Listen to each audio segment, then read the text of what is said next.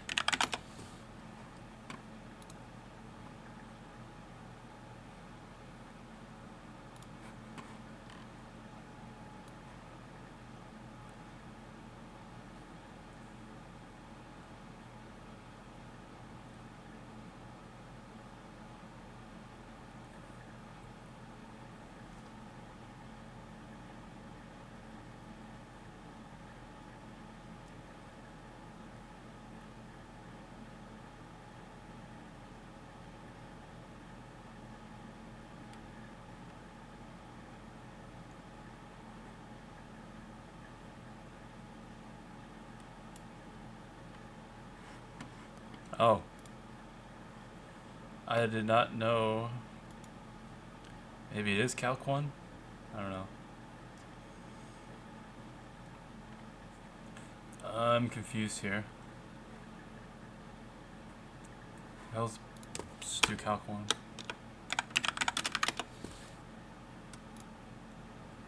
It's only 30 videos. Wow, what?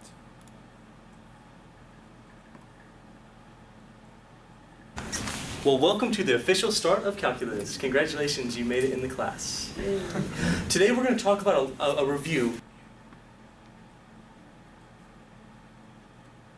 What the An hour and 27 minutes. Holy. I'm not even surprised by that. It's 3 hours.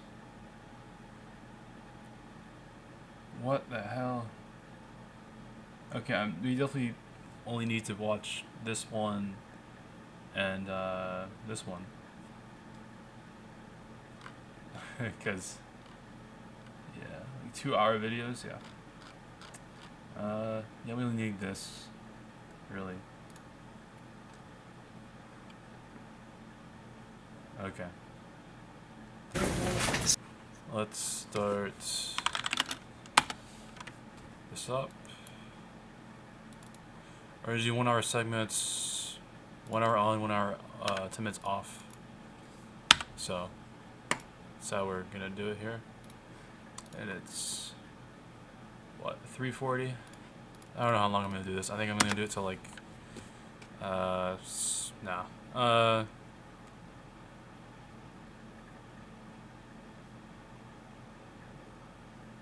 guess like 7, around there. Why not?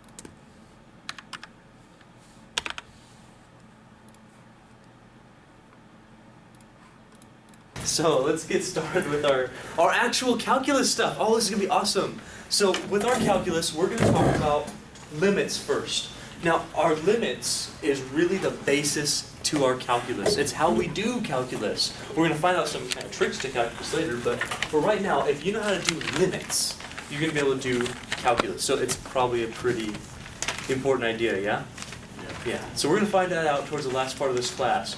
For right now, I want to lead you through an introduction to calculus and what it's all about. Are you ready to learn that? So review is over with, thankfully. Now we're going to slow down just a little bit. We're going to talk about actual calculus stuff. So no more really hair-raising, kind of, oh my gosh, so much stuff. We're going to go a little bit slower, but it's going to be more in-depth. Are you ready for it? Yes. I think yes. Slower pace sounds good. Slightly slower, not much slower. In calculus, we have 2 basic goals in Calculus 1, this introductory course of calculus. So here are our 2 goals.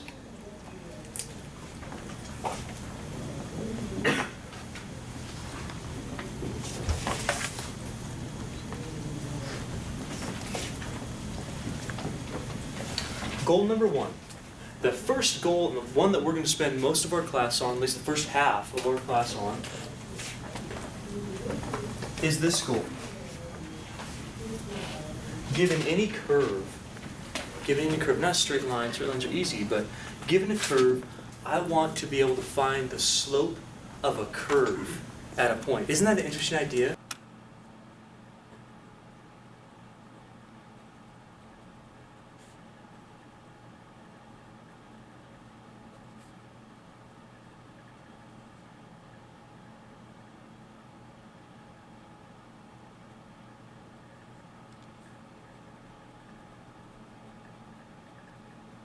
I feel like this is a waste of time because I got like 3 hours to like cram this fucking down my throat. So we're gonna just yeah, he's going really in depth here. I'm sure. Okay, well here we go. I'm sure watching all of that would be very beneficial, and I will. I definitely will again. I will watch this again along with pre-calculus. It's just I have some real targets. I just need to understand equations. That's legitimately it. That's all. It's just a really specific equation. Are we even doing this? We're not even doing area problems, no. This is H, right? This is the H. I don't get it. Okay, now we're in limits. There we go. Okay, I would have had to watch 47 minutes, you know. I'm gonna watch it. I just need to understand the algebra behind the equation. That's it. Which isn't ideal, but that's what we gotta do, right? Okay, so he does the table thing. Okay, yep.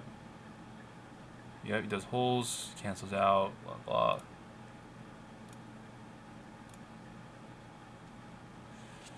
Ow. Fuck. Okay,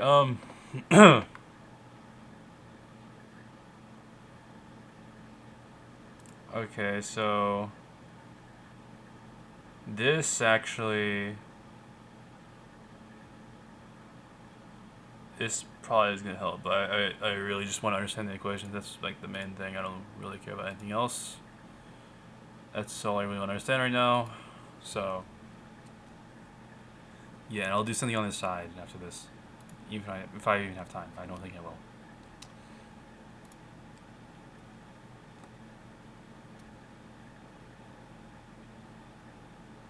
Okay, he's just doing intro to limits. Okay.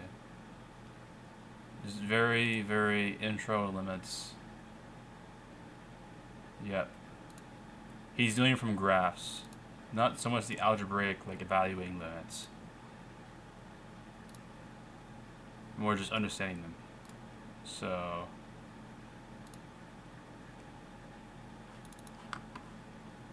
I guess we could do properties here. I think it's it's 3 hours, so I hope. I mean... This thing is also 13 years ago.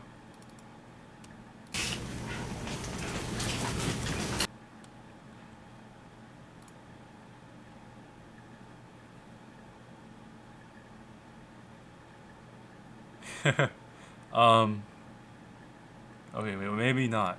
Maybe he just... I'm so confused right now.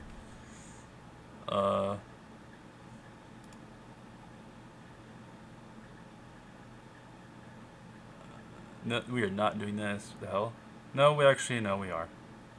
No, we are. I just looked at... Yeah, you can have a 0 on the fraction. No, actually, never mind. Okay, now he does this. This video is not segmented, though. Okay, this is, yes, this is what I'm doing.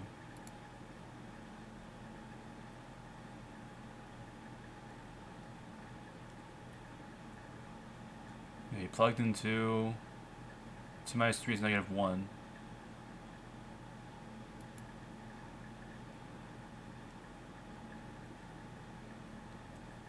Okay, this actually is what I'm doing. Okay, I'm gonna watch this.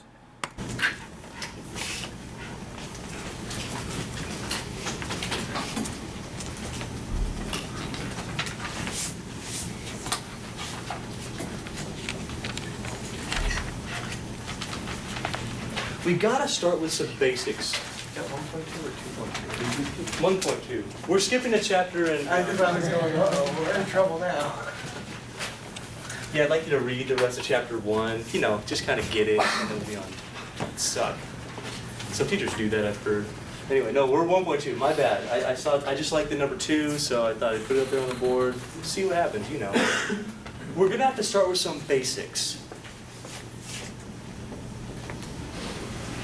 Some basics that we know are truths, and then we'll be able to figure out some properties, use those properties to discover how to compute some limits. So first little basic here.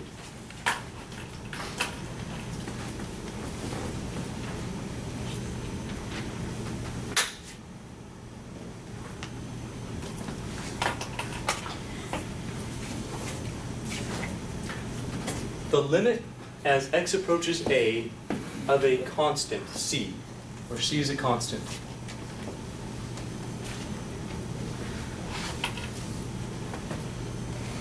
What's the picture, what's the graph of a constant? Graph of a constant? Well, constant usually in like a polynomial is like just an integer, like 1, 2, 3. So then it's a horizontal asymptote, right? Constant. Show them with your hands with the picture of it. Sure, yeah, exactly. What is it? Yeah. What's the picture of a constant? Of a function equaling a constant? Yeah, it's not this way, right? It's this way. That's a constant. It doesn't change slope-wise. The slope is 0, just goes straight across. True? So if I were to draw the picture of this, you would agree that that would be my function, right? Well, here's the cool thing. If I take the limit at any point whatsoever, so for instance, here's my a. Here's my a. I just picked a random point, doesn't matter what it is, okay, it's arbitrary. What's the limit as we go from the left and the right? Firstly, is it the same thing? Yeah, it's not gapped or anything, it's going to the same thing. What's the limit as we go from the right? What's the y value as we approach the a value? C. How about this way? So the limit is? What that means is the limit of a constant is the constant itself. That's cool.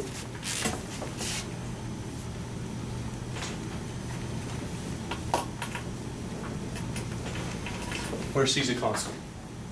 That's nice, right? That makes sense graphically. We just kind of interpreted it. So every time we take a limit of just a number that's a constant, we just have the constant. That makes things nice for us.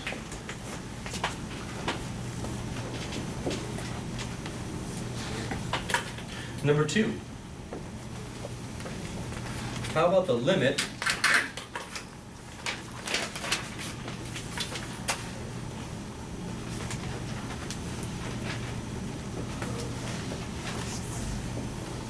of x as x approaches a? So Again, I did not watch the other video, so I don't know how to interpret these graphically. So actually, this is kind of a waste of time. Okay. Oh fuck. Well, yeah, I have to know it, right? I can't just skip steps. But at the same time, okay. I mean, no, you could do this. You could do this without knowing any of the graphical logic. I don't know. Because I remember Morvarex is familiar with the equations we're doing. it's the same from left and right. It's the same. Last one. It's just a linear line. That's also a linear line. Okay. He's just laying out the parameters. Amazingly, with this stuff, we'll be able to do everything else. It's kind of cool.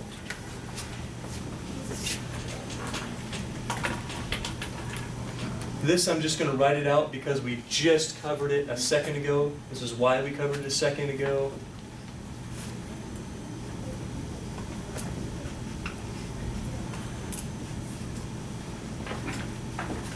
How much is the limit of 1 over x as x approaches 0 from the left-hand side? It was on the board just a couple minutes ago. How much is that? 0 from the left-hand side. It was on the board just a couple minutes ago. How much is that? Very good. Negative infinity. how much is the limit of 1 over x as x approaches 0 from the right-hand side? What was that?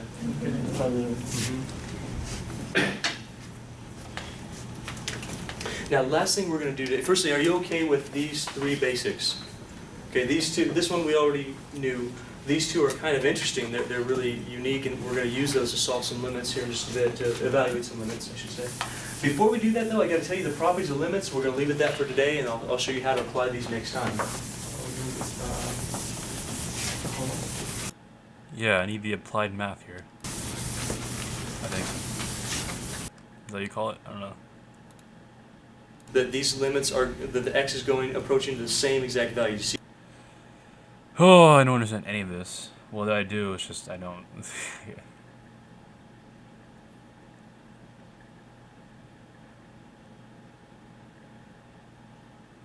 Okay, I don't need to know any. I don't need to know any of this. I don't need to know any of this. What is that?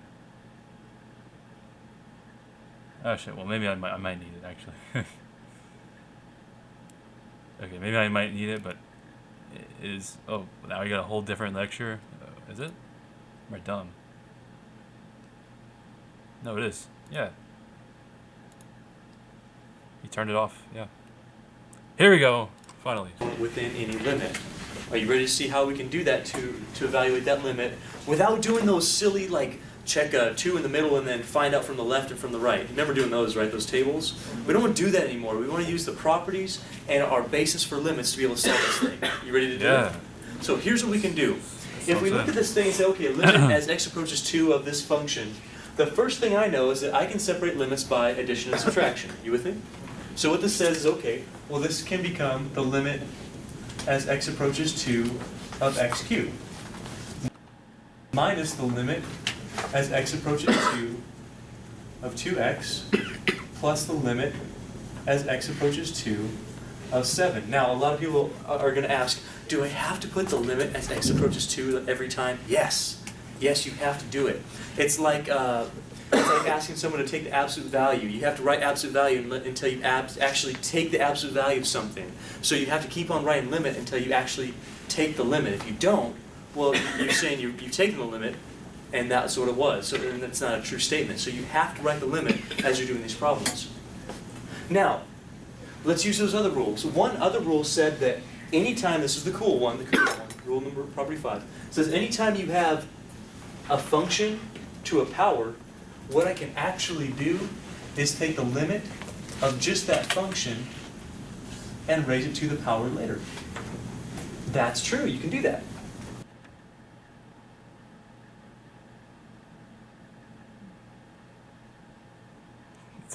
Whatever. Means I can take the limit of x and then cube whatever that happens to be. Yeah. Another thing said that I can separate two limits by multiplication. So this would be the limit of 2 times the limit of x. Plus, that's already a constant. We'll deal with that in just a second. Okay, I don't need to know any of this. I'll understand it later. I promise, okay? Alright, I promise. Even though it'd be very helpful. No. Here's what we can do. Oh, not 2, sorry, 11.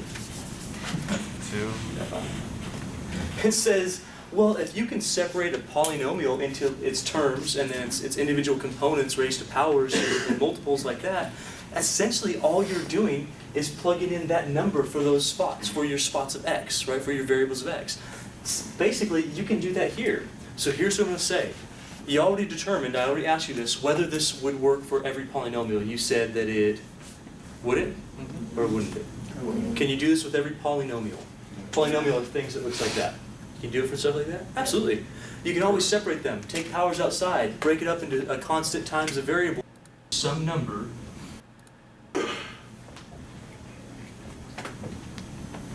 Alright, can we please solve these algebraically, please? Please? That's cool that there's like 5,000 properties and stuff. And like stuff you can do with, I don't know. Limit of x to the 5th minus 3x plus 4 all to the 3rd power as x approaches 2. Like I'm trying to cram for this test here, you know, like a day before. So That's what we're asking not the most ideal situation. here for.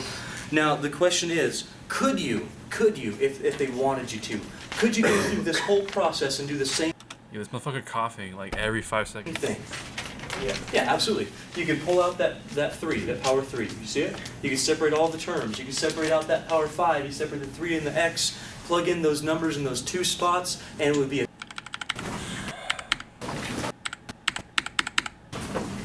Let me explain it, but 32, 3. Yeah, I know I have too many 2s. 32 Oh, so that's what he was doing. Okay, I didn't understand why he formatted it like that. I guess it's an actual thing. I mean, I should have expected that. And is there... Okay, wait. Okay, this whole thing is properties of limits, techniques of limit computation. Next one is continuity of functions. Alright, so this one definitely ends here, because it's chapter 2, and you get to like derivatives and stuff that I don't know at all. I know. Where is this? Finally, maybe? Oh no, he's just showing that you can, okay. You can divide them now, you just, okay.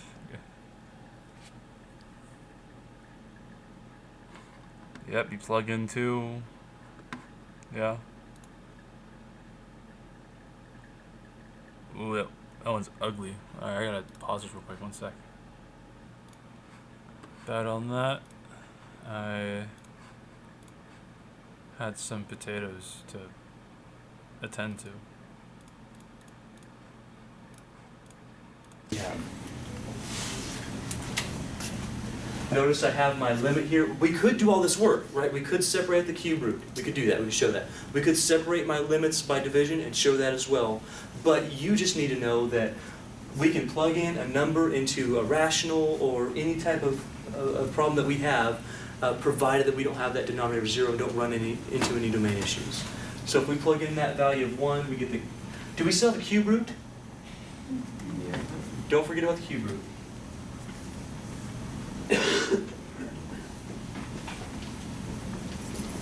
How much does that give you?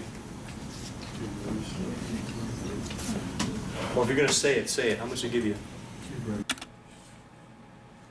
5 times 1 plus 7, that is 12 over 2? 12 over 2? Right? So that would be 6 over 1, which would be the cube root of 6. I don't know. Cube root of 6. Cube root of 6. Okay, good. Pretty sure if you're able to get the cube root of 6. Okay, I'm 10, 12 seconds over. Now let me show you this problem.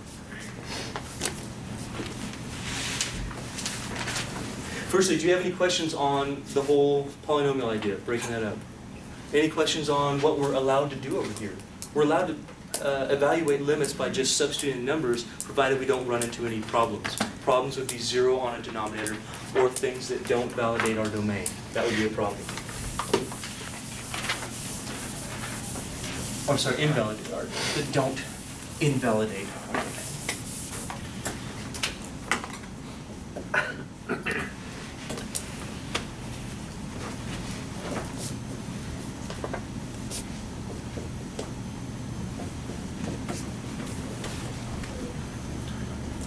I think this is now going to answer your question. In every previous problem, we were able to just substitute in that number into our limit because... Well, what if the denominator is 0? If you have 2 minus 2, that's 0, and then you get... If it cancels out, you get, a whole, or a vertical asymptote. Because we knew we could break it up into forms of polynomials, or basically, because they're polynomials, powers with individual x's multiplied by constants, right? And we could do those limits. That's why we were able to do this stuff, is because we could have shown all that breaking it up and just evaluated constant limits and limits that just had x's and then taken the powers later. The only difference with this one is, if you try to do that, if you separate this by division, the numerators could work just fine. Because you're going to get how much on the numerator? It's a polynomial, right? You get 0. Is it okay to have 0 on a numerator? Sure. Yet on a numerator, yes. Now, what would happen though if you try to substitute in this 2 down here? You get 0. The limit of your denominator would be 0. Is that a good thing to have? No. That's a problem. We can't ever have that. What do we do? The top is the difference of squares. The top is a so wait a second though. Are you saying that if I do this,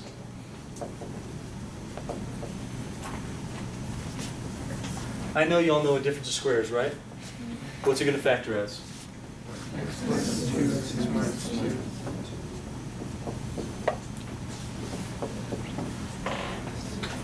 Are you saying that I should be able to simplify those out of this expression? So -2 would be a whole. Well, wait a second. Wouldn't we be simplifying out a domain issue? You're not actually gonna Wait. ever get to the point. Say that again. Say it You're loud. not going to actually ever get to the point 2 on the graph. So are we simplifying out a domain issue? No, he's exactly right. Are we actually getting to the point 2? No. So really, this is kind of weird, but with a limit, we're technically not making any mistake here. We're not actually getting to 2. But we're actually getting to that point. So when we look at this, we go, oh, okay, we could just simplify that out. We're not simplifying out a domain problem because none exists because we're not actually getting to 2. You just can't evaluate the limit by plugging it in because according to this function, yes, you will at that point. That's the difference between polynomials that don't have issues and things like this that do, that have domain problems. If you're trying to find the limit of this guy as you're going to 2, well, there's a problem with that. There's a hole there, right? Do you recognize firstly that there is a hole and not an asymptote here? What was the difference between a hole and an asymptote according to the algebra? Oh, you better know. You gotta know that. Asymptotes don't factor out. Say that louder. Asymptotes don't factor out. You're right. Asymptotes don't factor out. Holes do factor out. Do you remember that? So if you can simplify it out, that's a hole. If you can't, you have some sort of an asymptote. So in this case, yes, we have a hole. That means that if you have a hole in your graph, can you actually find out where the function is at that point? No. You can't even do, it doesn't even exist. So we have to do limits to find that out. But in order to do that, we do have to simplify this function. We can factor, we can simplify because we're actually not getting to the 2. This is okay. It's okay because x never equals 2. Never gets there. Really close? Yes. Ah. He gets really close to it. But there's a hole still, but by the limit logic, whatever. Who cares? So what we can do now is say, all right, then this, according to the limit, is exactly the same thing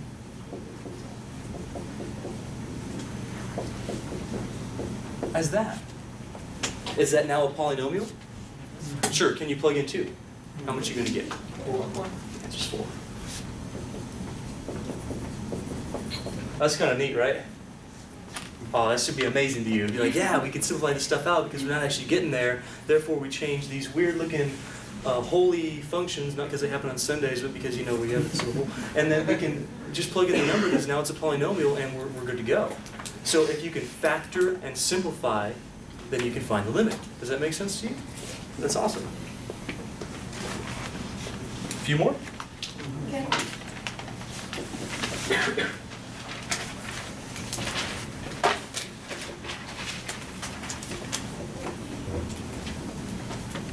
We're going to make them a little bit more advanced and a little bit more advanced. So by the end of the day, we'll have some pretty unique things going on, okay?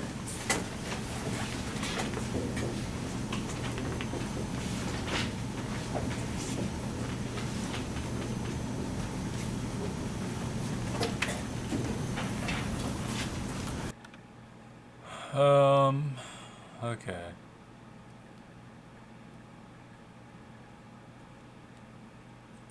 You wouldn't multiply conjugate. No, multiplying conjugate wouldn't make sense. You would factor out polynomial in the denominator. That would be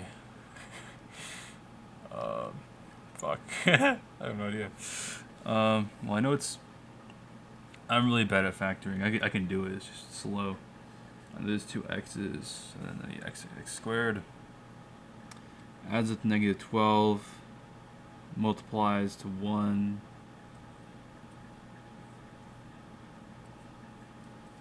Let me just think this out here.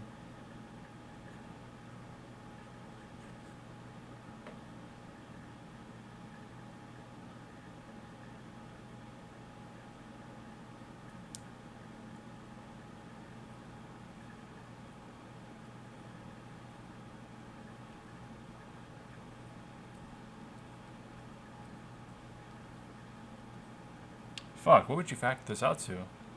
I actually don't know. What do you think here?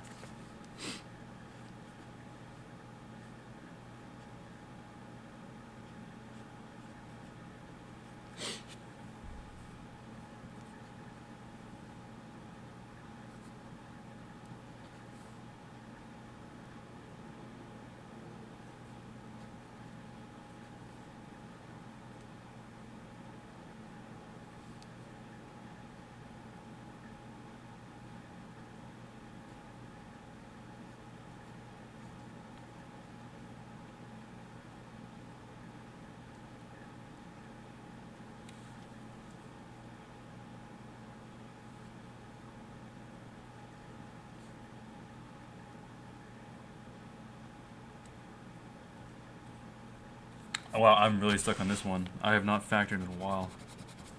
I'm just gonna let him cook. I don't even think my steps was right. Or even were right. If we did f of negative 4, that would be... what?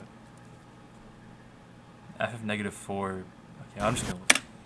Now, before you get all crazy and start factoring everything that you see, you might want to just check that point and see if it's even a problem, all right? Because sometimes they might give you that stuff and there's no issue. It'd be like this example. This would have an issue if we were going to the limit of x equals, or x is approaching 3. Wouldn't that be a problem? Well, we're not. We're going to 2, so there was no problem here. So at least check and make sure you actually have a problem before you start factoring things out. Make sense? So try it. Do I have a problem if I try to evaluate at negative 4? Yes. Yeah, I do. I get 0 over 0. Really? 2 times negative 4, negative 8 plus 8, 0. Negative 4 squared is 16 plus negative 4, which is 12 minus 12, 0. Okay. Right? That means you should be able to factor. Hey, if you get 0 over 0, I told you this is the property of mathematics.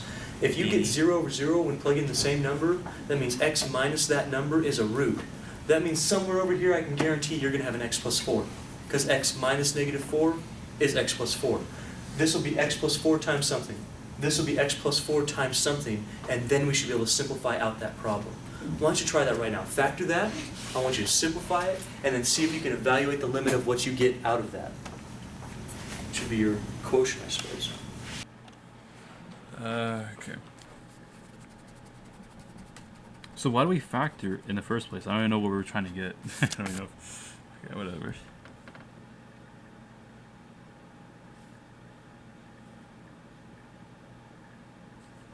Alright. I need help.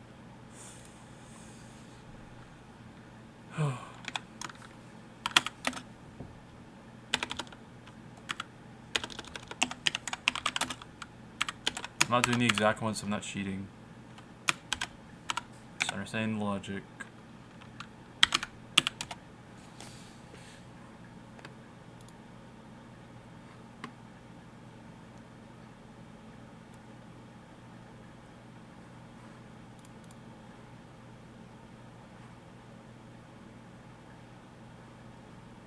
Alright, fuck you. Okay.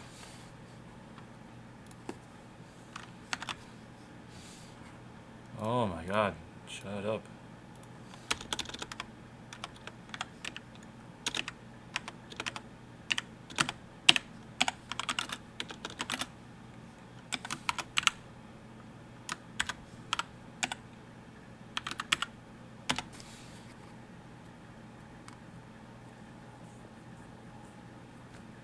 Jesus Christ, what the hell?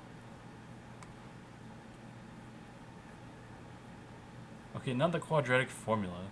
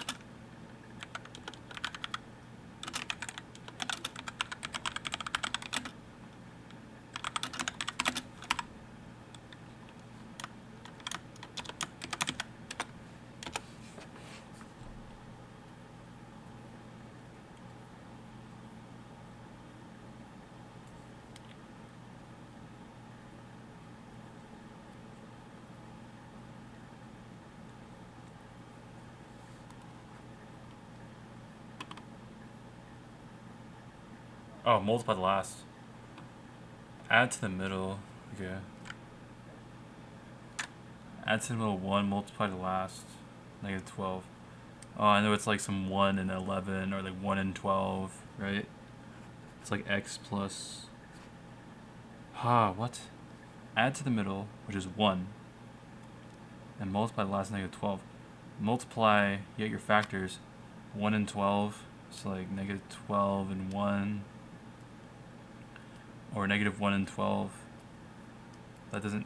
Oh, this is so dumb. What? I'm struggling with algebra 2 here. This is not ideal.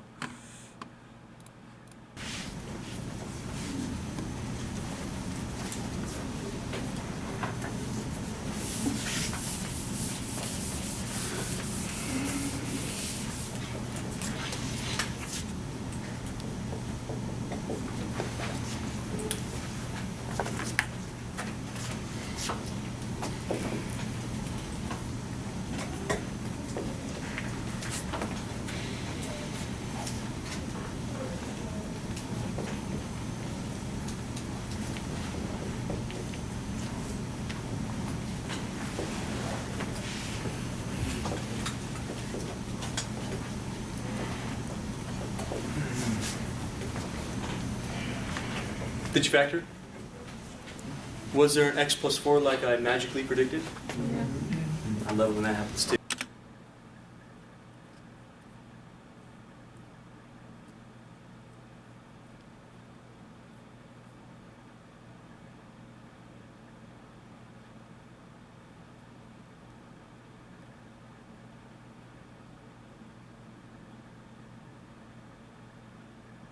I'm so confused. It's 2. I know you got the x plus 4 from validating that. Wait. If f of negative 4 is 0, then he's saying that it's x plus 4, but x plus 4 is the conjugate of x minus 4. Or no, that'd be 1 over x plus... No. What the fuck? So if you were to factor this out, by the way, have you noticed that when you're factoring, you still must have the limit notation? Do you see that on the board? You've got to have limit. Look at, here's a limit, here's a limit, here's a limit. When did I stop using limit? When I finally actually was able to plug in the number. Do you see that? You must have a limit. I will mark you off points if you don't have those limits. If you go, I'm going to write this limit, but not that one, I'm just going to get my answer. That's not how limits work. If you say you don't have a limit here, and you start crossing stuff out, and then you magically plug in 2, you've made a domain issue. If you're with limits, that's okay. So you have to say, I'm working with limits here until you get down to this point. Do you see the point? All right. So we still have a limit. By the way, that's going to be annoying, I know, because you're going to have lots of steps in some of these limits, but you need to do it. We're going to factor. We're going to factor.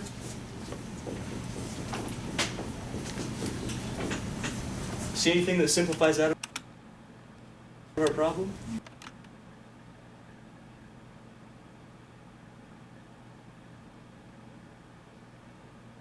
Okay, so we're just factoring out stuff. Okay.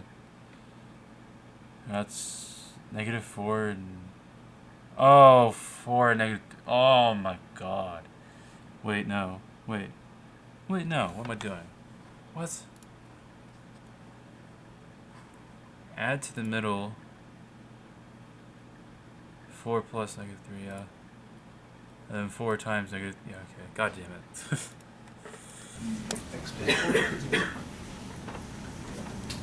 Now, some of you might be asking, well, wait a second.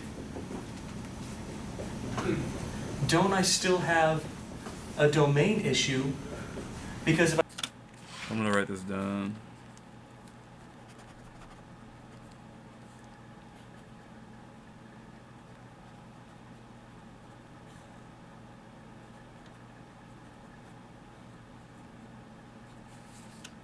if I plug in 3, I have a problem. Don't I still have a domain issue? 2 over x plus 3? Oh yeah, I forgot it reduces, yep.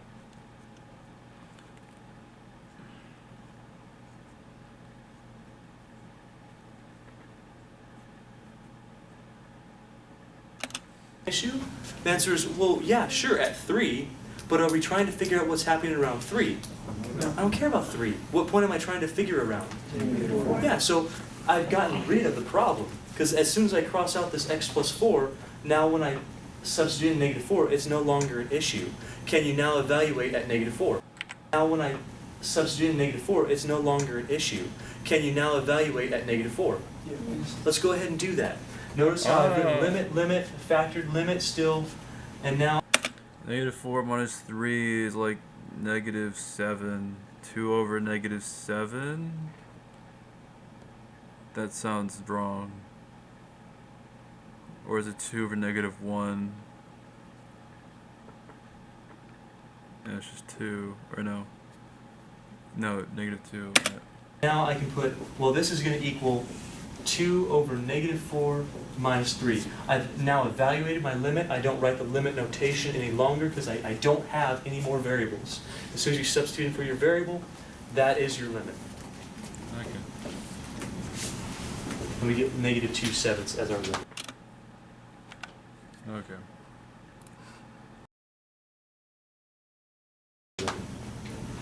How many people got negative 2/7 feel okay with this?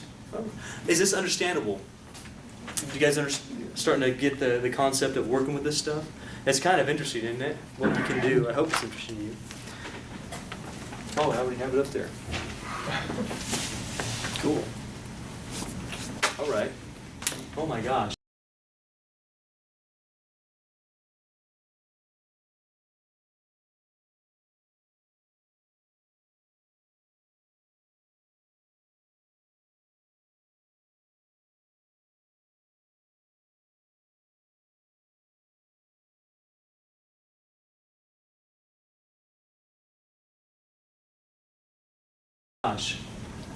What are you going to do first, do you think?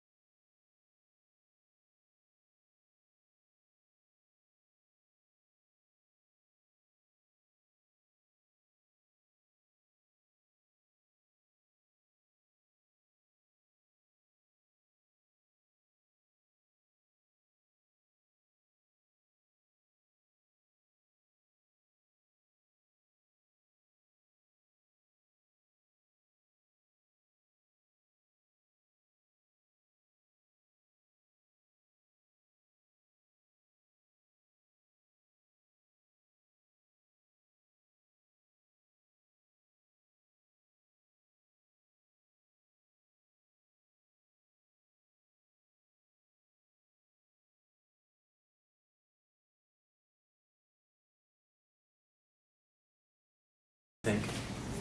Check.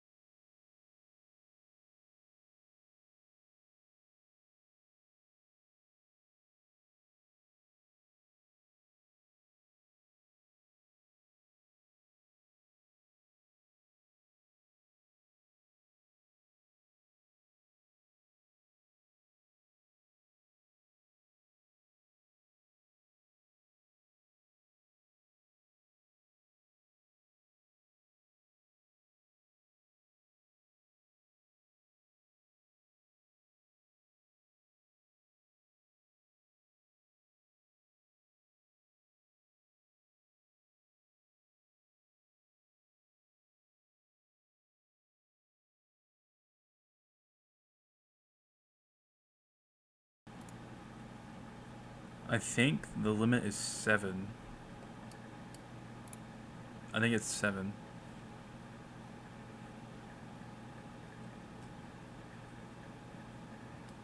Because if you cancel out only one x minus 5, you cancel out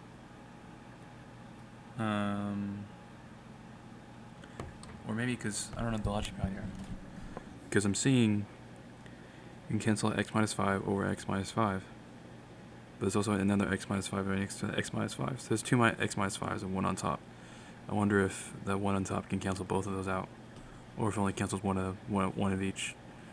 So then you would have x plus 2 over x minus 5. You plug in 5 minus 5 is still 0. So that means it doesn't exist. Because if you apply the logic, it says x minus 5, you cross all those out, that would equal just x plus 2. Plug in 5, that's 7. But that logic doesn't make sense. So then I think it just doesn't exist as much as you reduce it.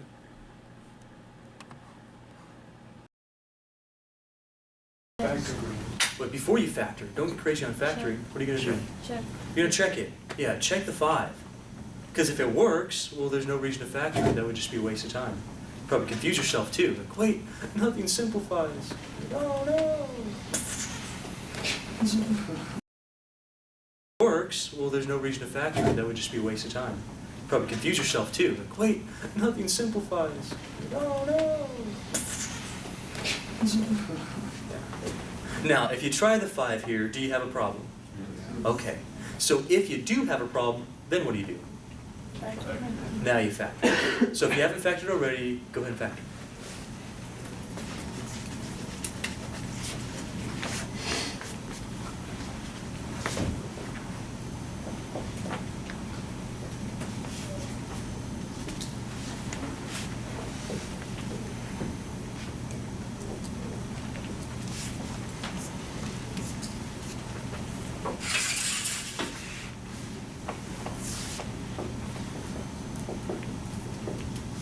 What's the top one factor as?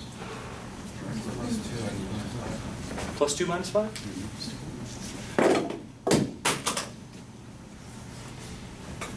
How about the denominator? What have you got there? Oh, minus 5, minus 5. All right.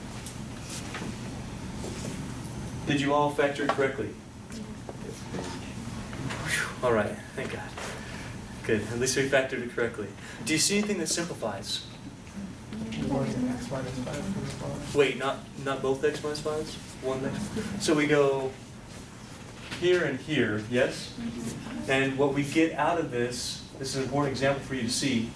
You get x plus 2. X is still approaching 5. X minus 5. Try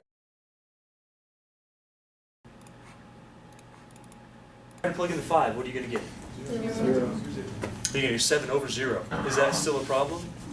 Oh man, so wait a second. What do you do if you still have a domain issue on this thing? I've now given you 2 cases. I've given you cases where the problem, the domain issue is a hole. Do you see that? It's a hole, and you can get rid of a hole. It's a removable discontinuity, and you can find the limit of that. It's very easy. You factor it, and then you evaluate. Now I've also given you another case where not only do we have a hole here, we actually have, what is that when you can't simplify out the domain issue? That is a vertical asymptote. So now we have this issue. What are we going to deal? How are we going to do that? Well, this is where you're going to use what's called a sign analysis test. Listen, you really do have to comprehend that if you can get a 0 over a 0, like you did over here, you're going to be able to at least factor it and simplify something, right? Sometimes, as I've shown you, it will get rid of the problem area and you can just substitute in a number and be just fine. That happened here and that happened here. Not you have to be okay with that one. Now, other times, sure, we got 0 over 0. We factored it, we got rid of what looked like a problem area, and it was. That's like a hole. However, can you get rid of this x minus 5 in any way whatsoever? If you can't, what was that called again? It's an asymptote. What you have to do, sign analysis test. Here's what you do with a sign analysis test. You put the numbers that will make the numerator and the denominator equal to 0. Put that on a number line. What numbers am I talking about here? 2, 5. 5, definitely. 5 because we Here. want to find out what's happening at 5, and that was our problem area. So 5 is going to have to go over here somewhere. So far, so good? Now, what else do we need? Now, negative 2 is interesting. We don't really need it because really we're looking at this area. However, we need to know what happens between this range. You see, what you're going to do is called a sign analysis test, and that means you're going to find the sign in this interval and the sign in this interval. The only reason why we need this number is to make sure that you pick something in this range. Because if you don't, if you pick something in this range, this is where the signs change from positive to negative. Does that make sense to you? So you have to find something in this little range and this range over here. It could be anything over here. But in this range, it's got to be between these two numbers. That's why we put the negative 2. We're not taking a limit to negative 2. We don't care. Really, we don't care. We want to find out what happens at the 5. Is that clear for you? Scott? Are you talking about like the trig function sign? No, this is easier. Okay. There's no trig functions here. Okay, so I was thinking the same thing. Trig function is sign. I'm going, okay, let's see how we're going to get there. Where's these trig functions coming from? Darn it. Horizontal will be I cosine. hate calculus. No, there's no trig functions. This is basic. Okay, this is just plugging in some numbers. Sign, as in I am signing. Okay, sign, like yes, That's why they were sign. confused, like, so Sign. it's like a sign. Like sign. Oh, I get it. Sign, like sin. No, we're not sinning. We're signing here. No, we want the sign. Let me write that. Sign. Analysis. Analysis is another one of those things you can't really abbreviate that well. Analysis. Got it. The sign analysis. That'll go viral on YouTube. That'll be awesome. So again, the reason why you have to have the negative 2 is because your sign will change in these two intervals. And we don't care what happens here, but we want to make sure we pick the correct number for this interval. We don't want to be picking negative 3 because it's going to give us the wrong interpretation of what happens around this. Now, you have to know what happens around the 5. And you already said it once or twice before. Is this a hole or an asymptote? It's an asymptote because I can't get rid of it. You follow? So you know for a fact it looks like this. You know for a fact that you have an asymptote right here, right? So you're going to be in one of 4 situations. Watch carefully. You are either going to be going like this, true? Or like this, or like this, Yes. or like that. It's one of those Yes. 4 situations. It's a odd, even, positive, negative multiplicities. And the sign analysis will tell you what it is. Here's how you do it. I want you to take a number in this interval. What's a good number in this interval? Pick 6. You can't pick 5 because, well, obviously you can't pick 5. Pick 6. Plug in 6 and tell me what you get. Where do you plug it into? Plug it in. It's 8 over 1, 8. Not the original, but the No, opposite no. of 5. No, you know what? What you've done here is you've just simplified out a whole. It's going to give you the same exact answer. So plug it in here. What'd you get? 8. You got 8 because you did 8 over, wait, what'd you get? 6 plus 2? Oh, right. 8 over 1. 1. So 8 over 1 is positive 8. That's what I'm looking for. I really don't care about the value. I care about positive or negative. What'd you get? Positive or negative? Positive. Make sure you know how to deal with your signs. Okay. So you got a positive. You know what that means? If you got a positive, are you going to be going down to negative infinity or up to positive infinity?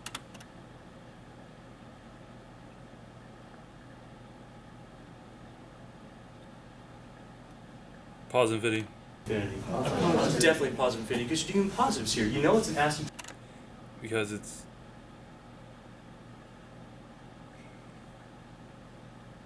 On the other side, it's odd multiplicity, so it would go down. I don't know. Asymptote already. Somehow you're going to be looking like that.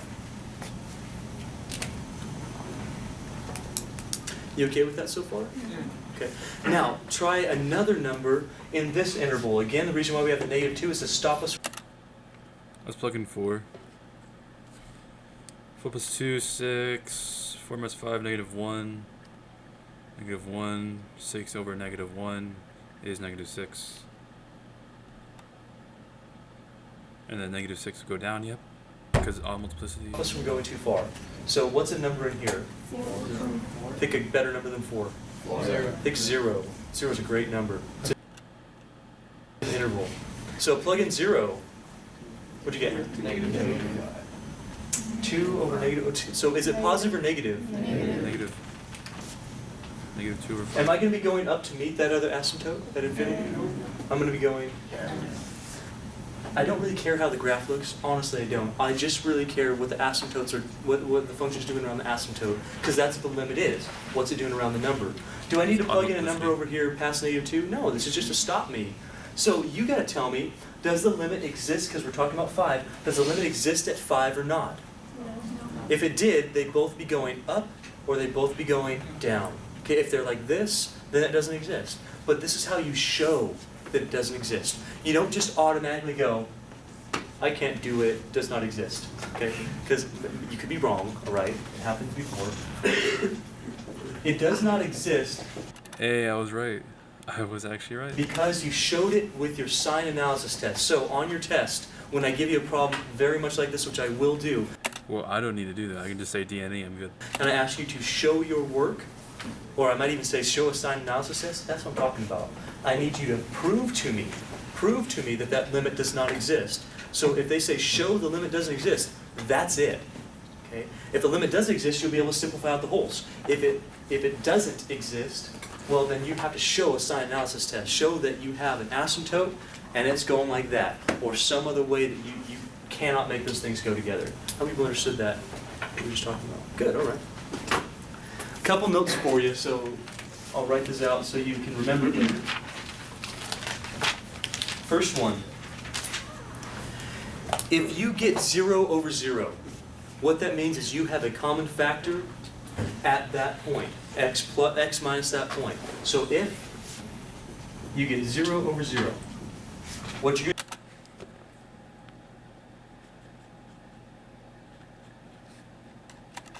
going to try to do is factor and simplify.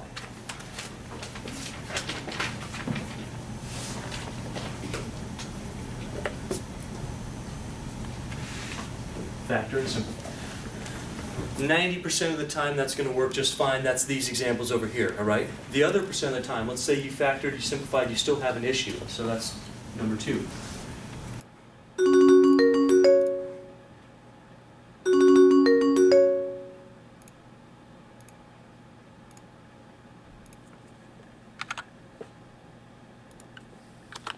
I could sense it. My bones.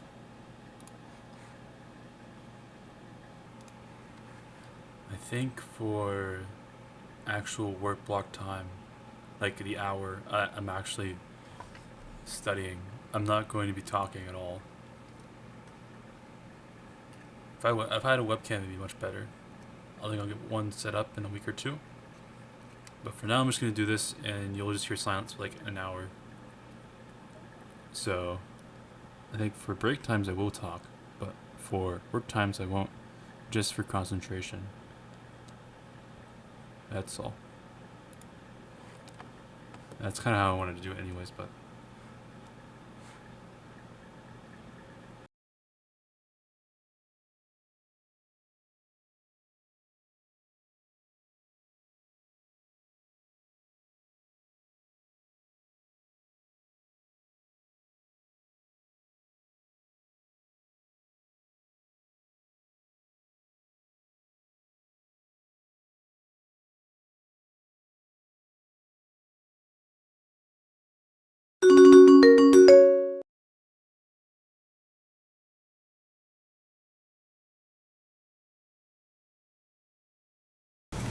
If you cannot, simplify the problem.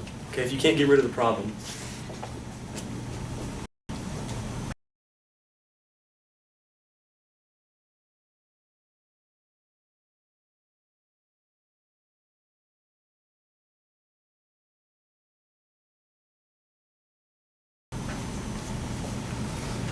If you can't, we'll say it this way, if you can't cancel the problem, because y'all love the word cancel, right? If you can't cancel the problem,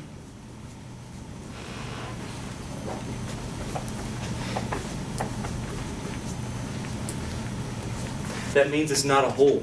If you can cancel the problem, it's a hole. If you can't cancel the problem, that means you have an asymptote at that point. What you're going to need to do is evaluate it with a sign analysis. So two situations. Holes, cancel them. Great, done. Not holes, those are asymptotes. Sign analysis will show you what that does around the asymptote. If they go into the same thing, it exists. Positive infinity or negative infinity. If it's not, then it doesn't exist, and that's the only way you can show that for us. So if you cannot cancel the problem on the denominator, check with sign analysis because the limit might not exist.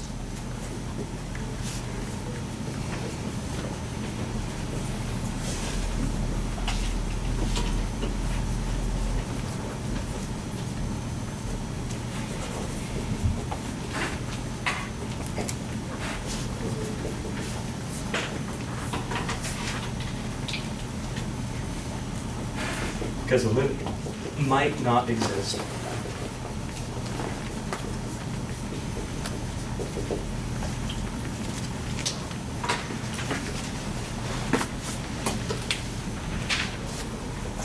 How many people feel okay with what we talked about so far? Okay. I'm going to show you a couple more very unique examples. We'll talk about those. Things you really have to know exactly what to do when you see them. So I want to make sure you see them. I started writing in all caps thanks to you. You're welcome. My handwriting is so atrocious. That means bad. So condescending what I just did to you. That's horrible. Sorry. It was really bad until I started writing in all caps, and now I have trouble even writing limit like that.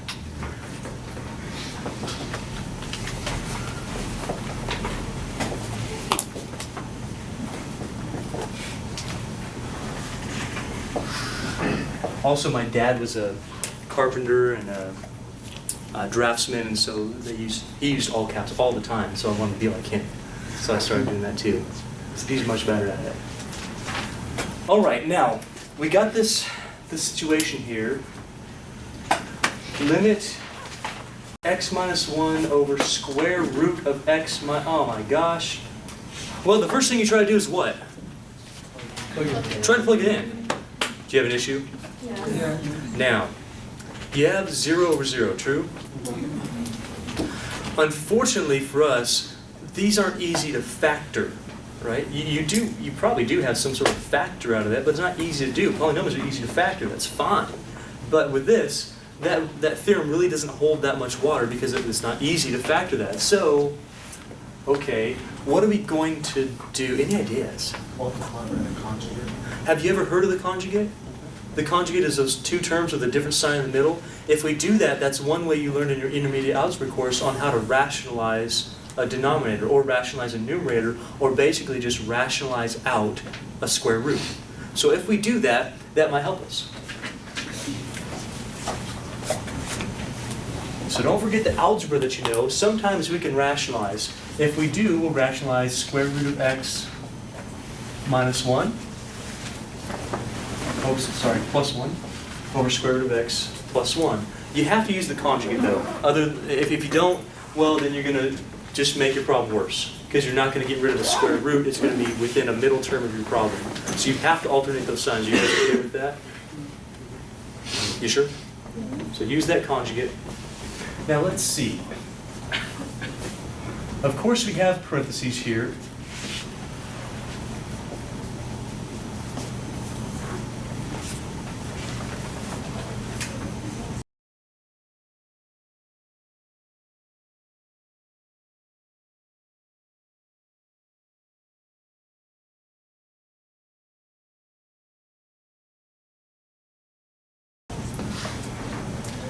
Now I'm going to give you a little piece of advice. Generally, you don't want to distribute, in this case, the numerator. If you were rationalizing the numerator, you wouldn't want to distribute the denominator because ultimately you're trying to simplify out something. Are you with me on that? You don't want to distribute. Generally, you don't want to distribute, in this case, the numerator. If you were rationalizing the numerator, you wouldn't want to distribute the denominator because ultimately you're trying to simplify out something. Are you with me on that? You're trying to simplify that out. So I'm purposely not going to distribute the numerator unless I absolutely have to if I run into an issue. So right now I'm going to leave this as x minus 1 and the square root of x plus 1. Why? Because I'm trying to simplify stuff. As x minus 1, in this case the numerator. If you were rationalizing the numerator, you wouldn't want to distribute the denominator because ultimately you're trying to simplify out something. Are you with me on that? You're trying to simplify that out. So I'm purposely not going to distribute the numerator unless I absolutely have to if I run into an issue. So right now I'm going to leave this as x minus 1 and the square root of x plus 1.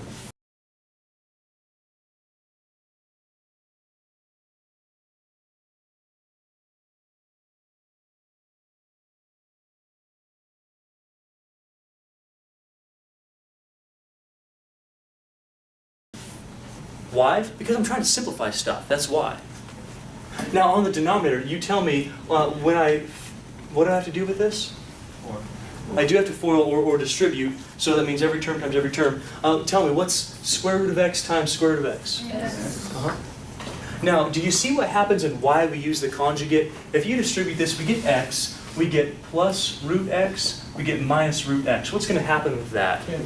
That's why we use the conjugate. And then lastly, you're going to get what? You get x minus 1. Do you see why we don't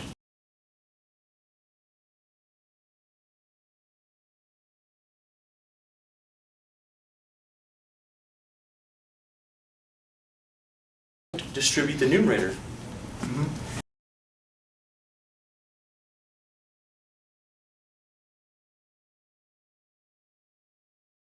If you distribute the numerator, you gotta mess crap up there, right? You have to refactor. It's not going to be easy. If you don't distribute it, the factoring's obvious. The simplification is obvious. What are you going to simplify? Well, at least I hope it's obvious. Is it obvious to you what you're going to cross out?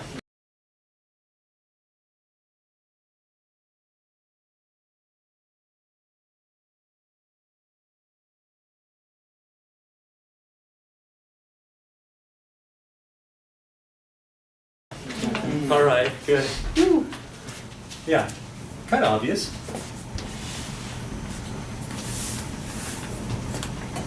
All right, well, our limit as x approaches 1, notice I'm still writing limit, is this, well, what do we have left?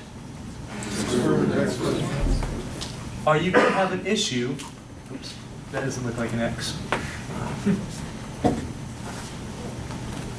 Are you going to have an issue if you plug in 1? It's not negative, it's positive 1, so we're okay. We have no denominator anymore because we rationalize it.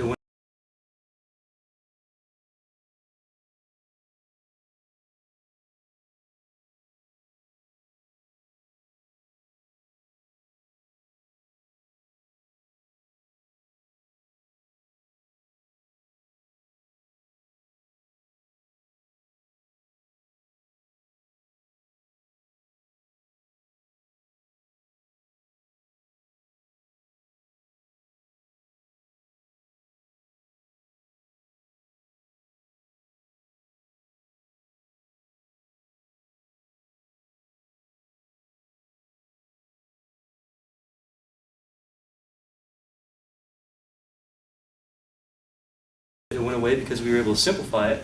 If we plug in 1, what are you going to get? 2. And that's your limit.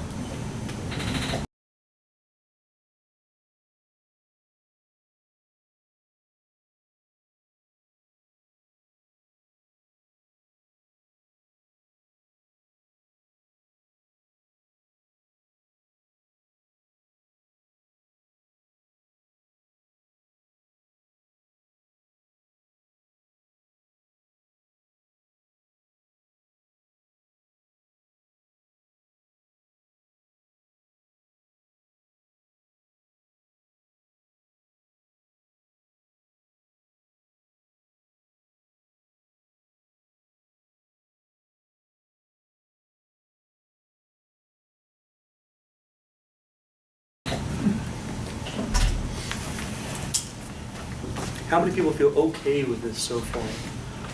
Would you like to try one on your own? Let's do that. I'm going to give you a little bit more complicated of one. Not too bad.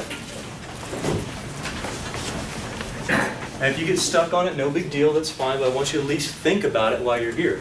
This will be where we end today.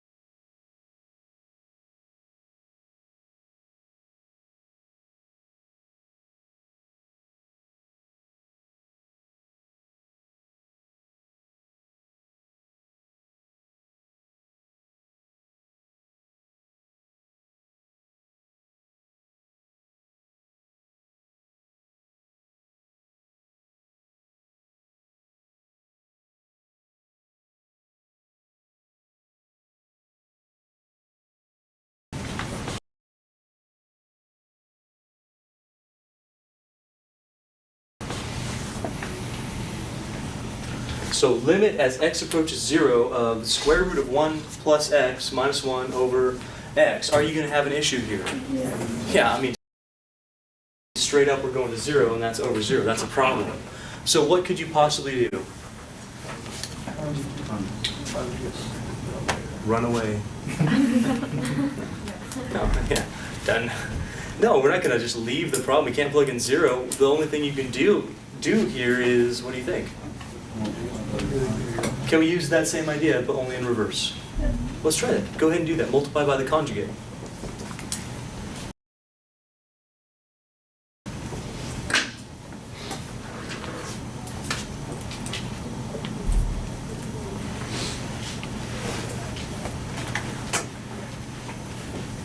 Conjugates have to have different signs. They have to. That's got to be the same thing on the numerator denominator. It has to, otherwise you're not multiplying by 1, and if you're not multiplying by 1, you're changing the problem. You can't change the problem.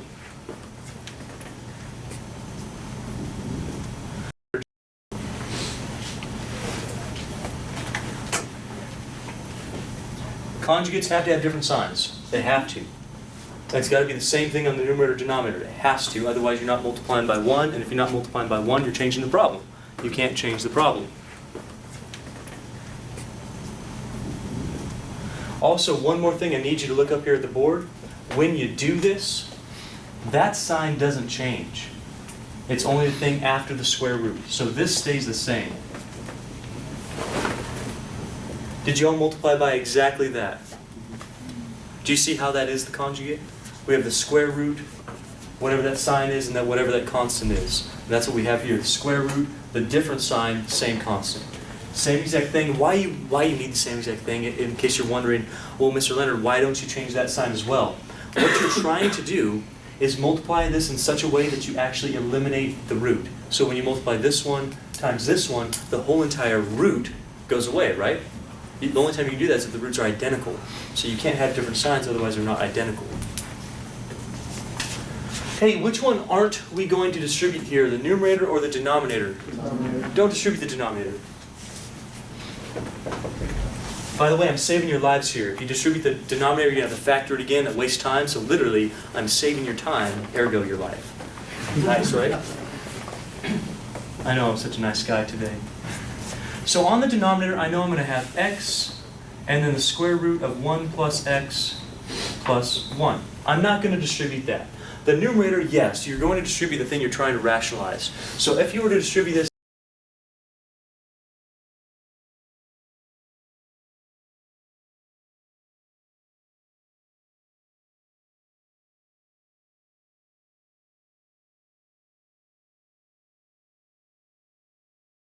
and then the square root of 1 plus x plus 1. I'm not going to distribute that.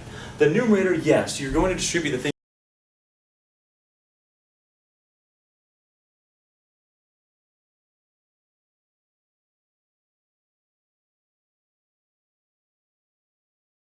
The thing you're trying to rationalize. So if you were to distribute this, why don't you all help me along here? When I distribute this, what's the first expression I'm going to get?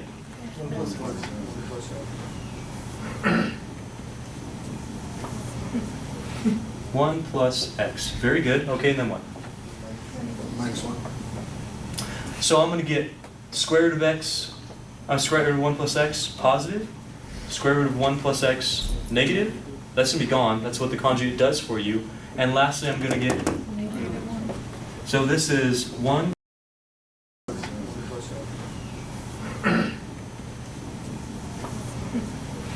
1 plus x. Very good. Okay, and then what?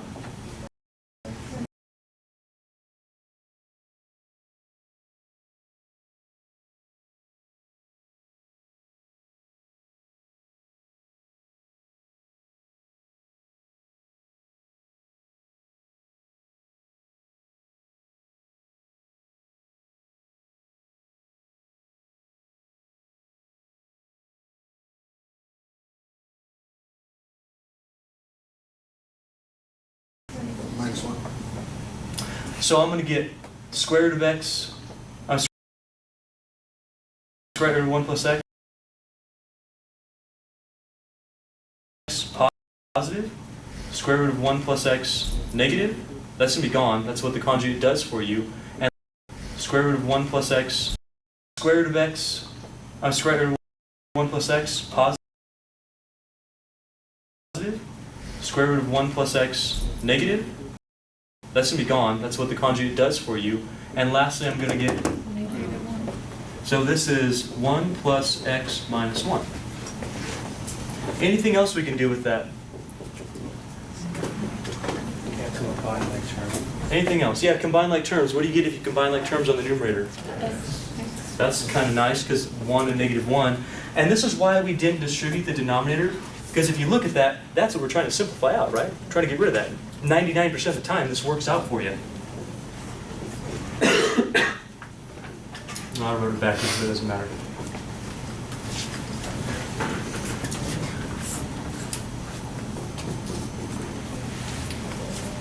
Now that you see the x and x as a factor on the denominator, those things are gone. What's on your numerator, please?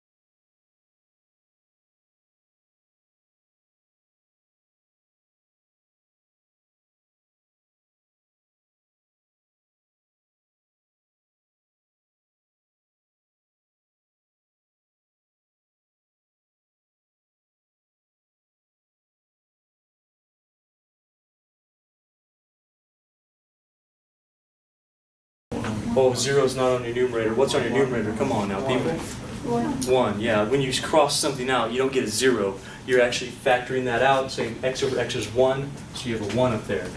By the way, please don't make the intermediate algebra mistake of doing this.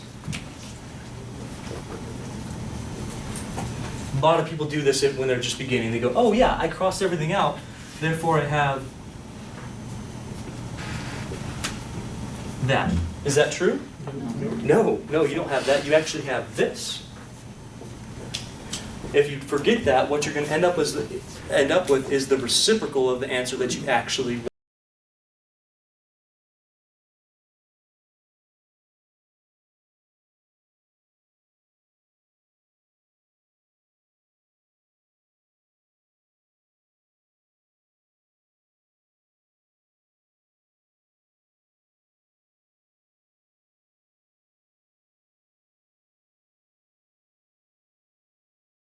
want. That's not good.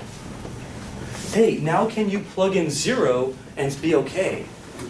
Yeah, even though you still have x on the denominator, look what happens. What's 1 plus 0? 1. Square root of 1? Plus 2? I said 2. I was one step ahead of myself.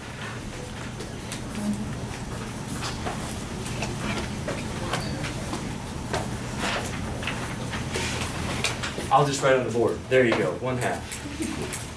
Would you raise your hand feel okay with our limits? Good deal. Now you know, we went a long way today. We now know how to evaluate and compute these limits. Next time I'll show you how to do some piecewise limits. I'll show you some trigonometric limits, and then we're off to a fun start. Did you have fun today? Did you have fun today?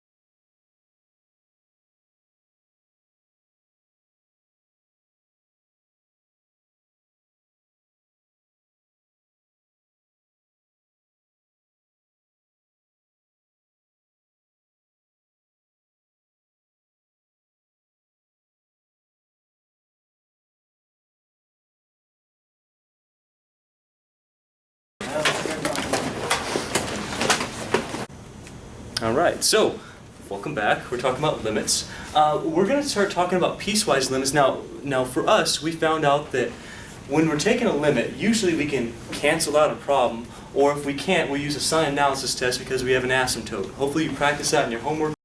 -2 is interesting. We don't really need it because really we're looking at this area. However,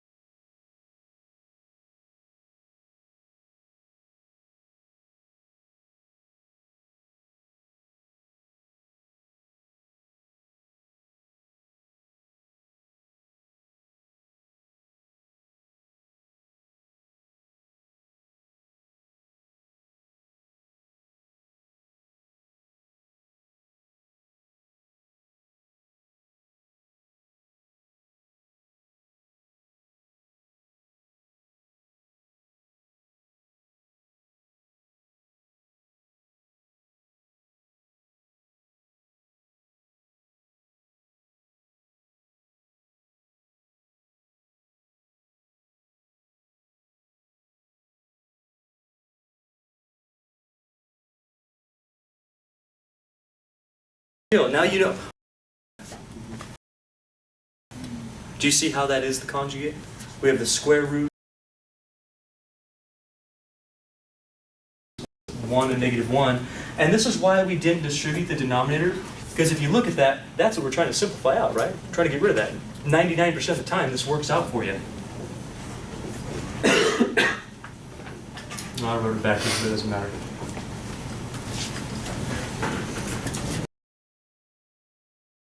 Then what?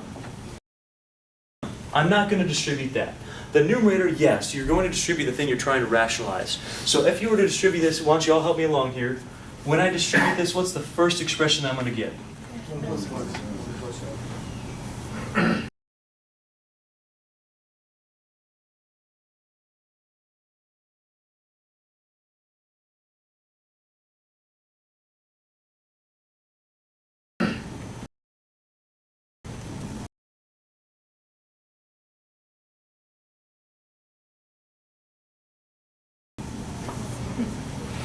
One plus x. Very good.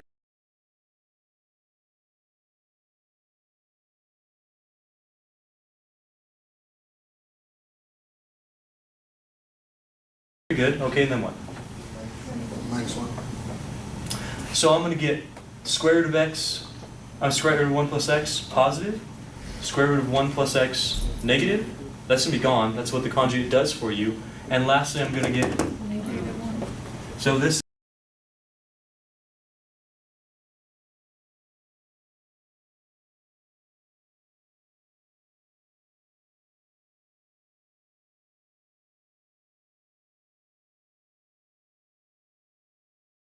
is 1 plus x minus 1.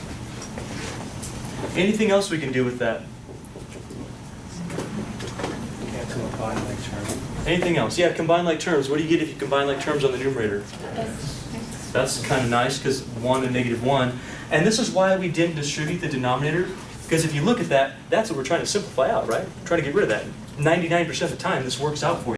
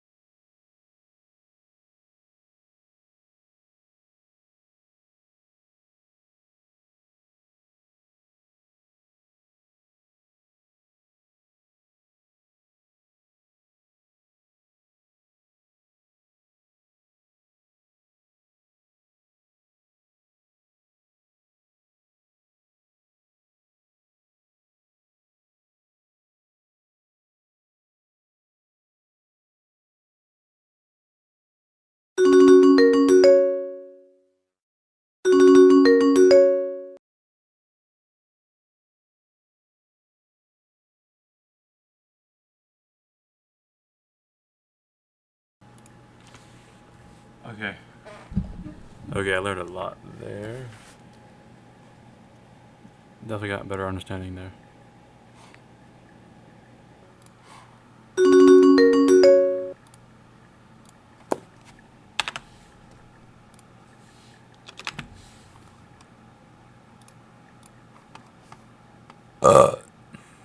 Okay.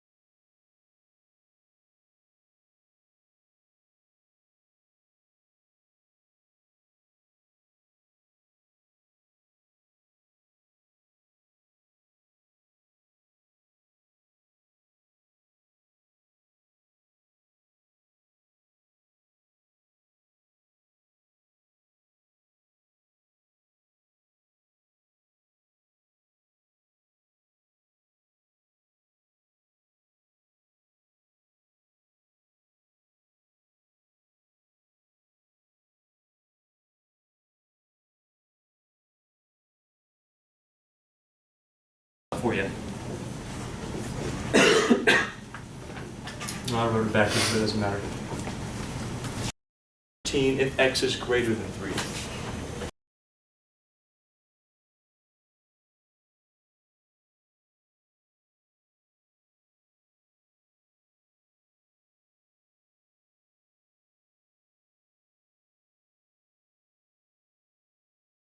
This one right here, not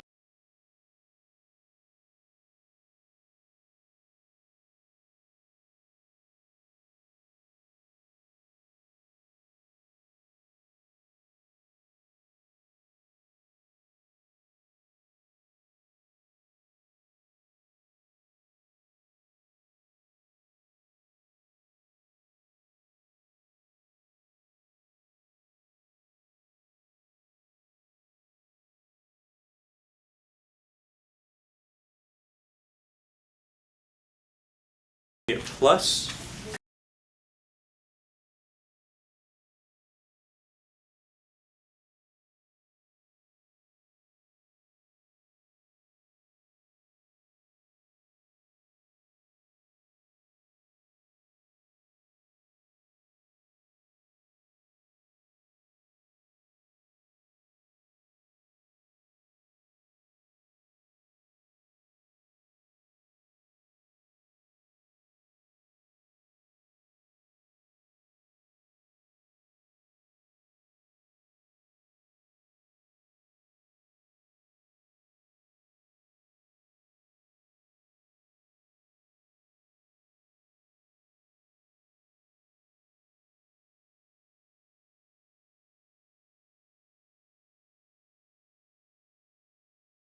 We need to make the inside angle the same thing as the denominator. So for instance, if I have of this thing is going to be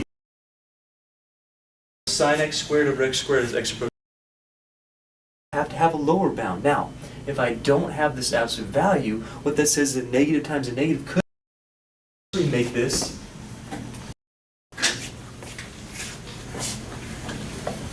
I have a problem because if I reciprocate the fractions y over x,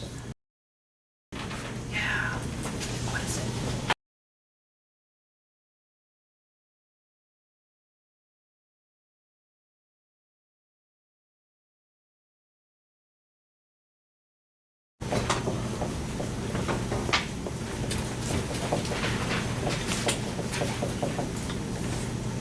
Continuity. Here's the, and we call it a removable discontinuity. What that basically says is the left endpoint would be -4 from the right, as you're going from the right.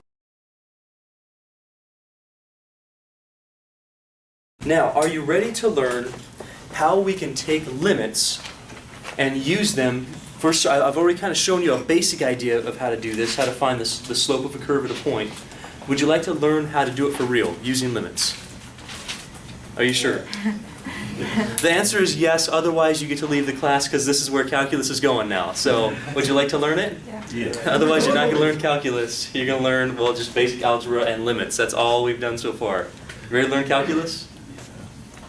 You should be jumpy. Yay! You can watch that again on YouTube. Maybe you don't want to. Too scared.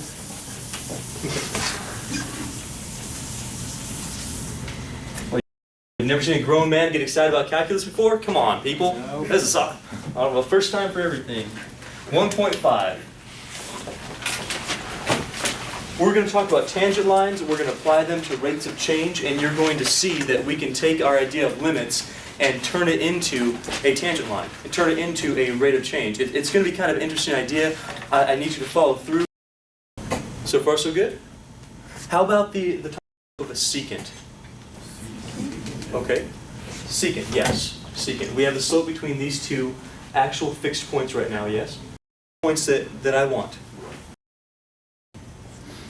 We identify our function.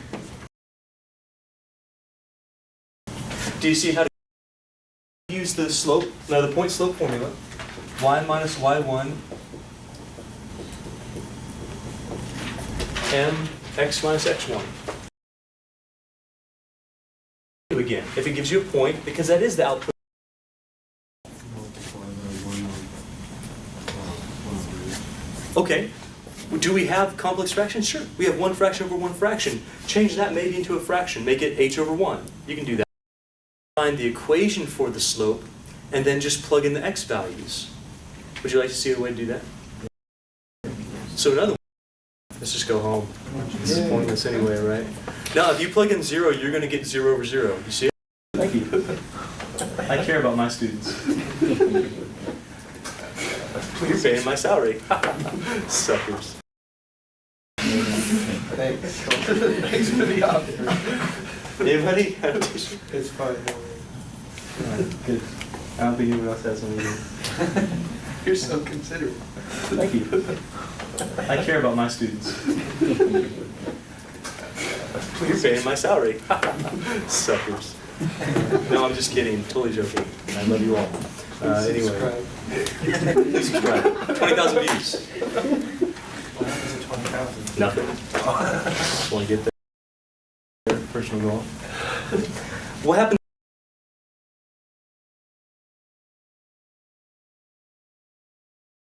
What happens now? H's, sure. H's. Do you have anything left on the numerator? One. Oh, how sweet. Thank you. Look at that. So we have now a limit.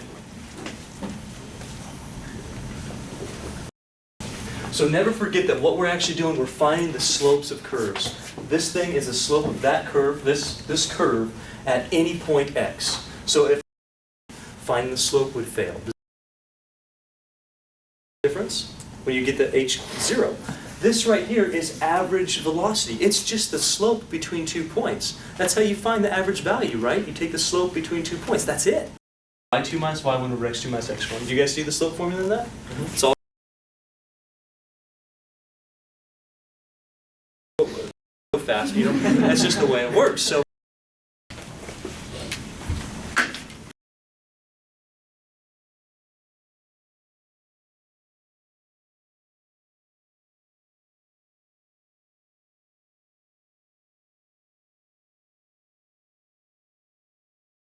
(16t squared). Got to do that. All over h. Is the same thing as instantaneous velocity, right? So we find out the same way, which is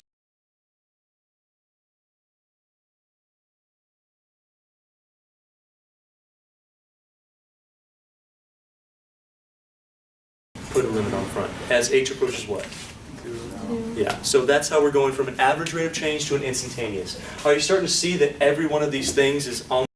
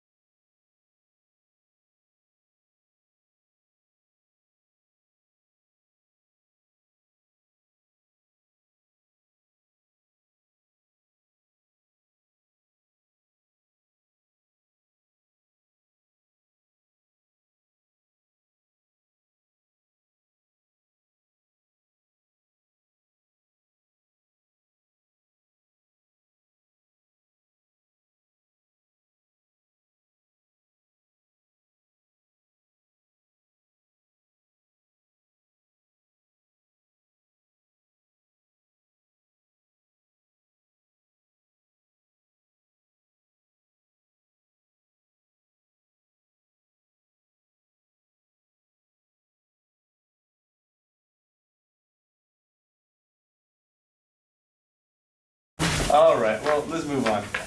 What we're going to talk about in section 6.7.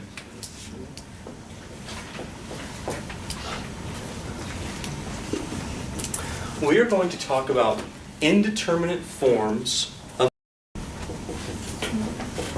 We know that. That was true. Do you remember that one? Yep. Whenever you get sine x over x as x approaches 0, the limit of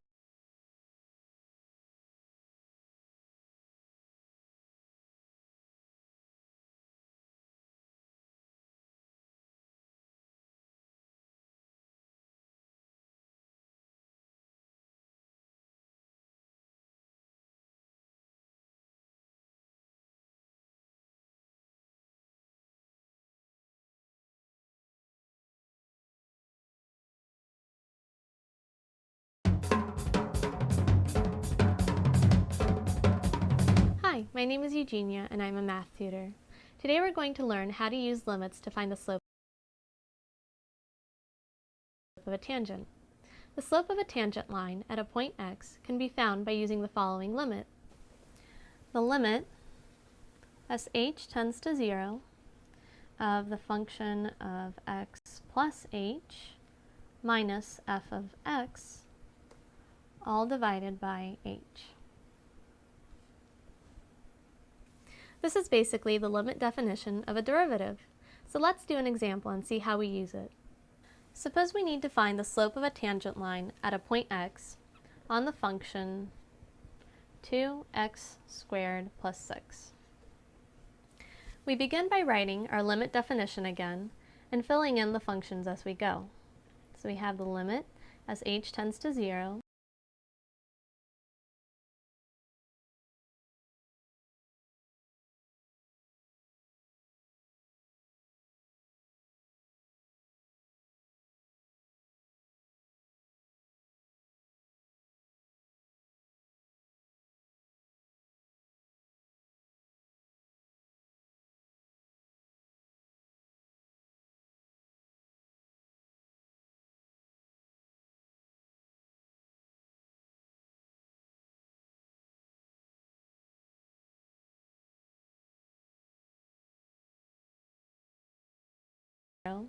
of f of x plus h. So here we'll have 2x plus h squared plus 6 minus f of x. So this is just 2x squared plus 6 all divided by h. Our next step is to go ahead and expand this x plus h squared, which will be x squared plus 2xh plus h squared. Expand this x plus h squared, which will be x squared plus 2xh plus h squared. This x plus h squared, which will be x squared plus 2xh plus h squared, and multiply it by the 2, which will then allow us to combine like terms. So we have the limit as h tends to 0 of 2x squared plus 4xh plus 2h squared, and then we have our remaining plus 6 minus 2x squared plus 6, and all divided by h. Now this looks like a long mess, but a lot of these cancel out. We have 2x squared minus 2x squared, so both of those cancel.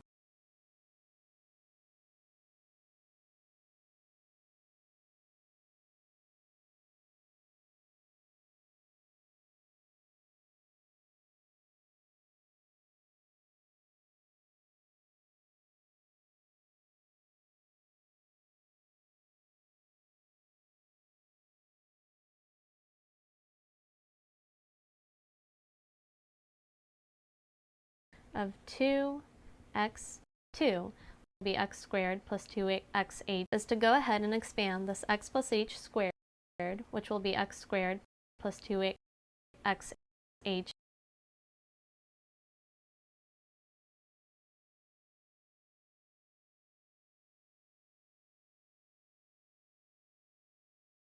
plus h squared, and multiply it by the 2, which will then allow us to combine like terms. So we have the limit as h tends to 0 of 2x squared plus 4xh plus 2h squared, and then we have our remaining plus 6 minus 2x squared plus 6, and all divided by h. Now this looks like a long mess, but a lot of these cancel out. We have 2x squared minus 2x squared, so both of those cancel. And then we have plus 6 and minus 6, so both of those cancel out. That leaves us with the limit sh tends to 0 of 4xh plus 2h squared, all divided by h. Our last step is to go ahead and factor one of these h's out of the numerator, and then it'll cancel with the bottom. So we'll get rid of those and the squared there, and we have with the bottom. So we'll get rid of those and the squared there, and we have the limit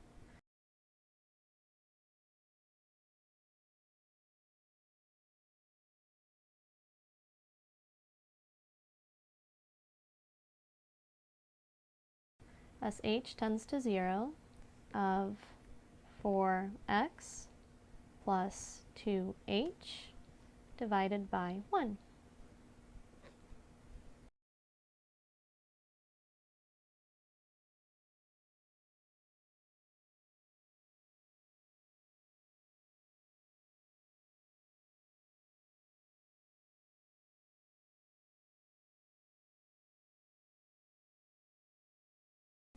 Now we can go ahead and evaluate our limit, since this won't be indeterminate as there's only one h in the top.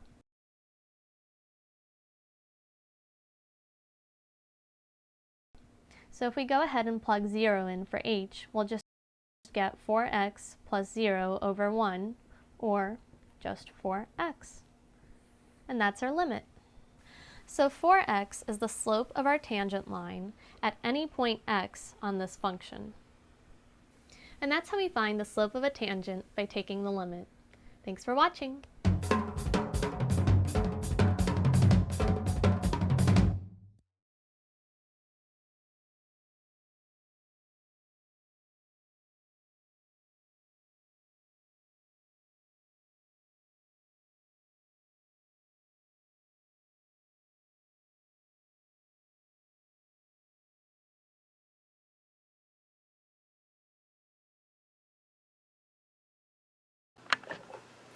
In this video, I am only going to work out one example, just a quick little example showing you how to use the long formal limit definition in order to find the slope of the tangent line at the given point.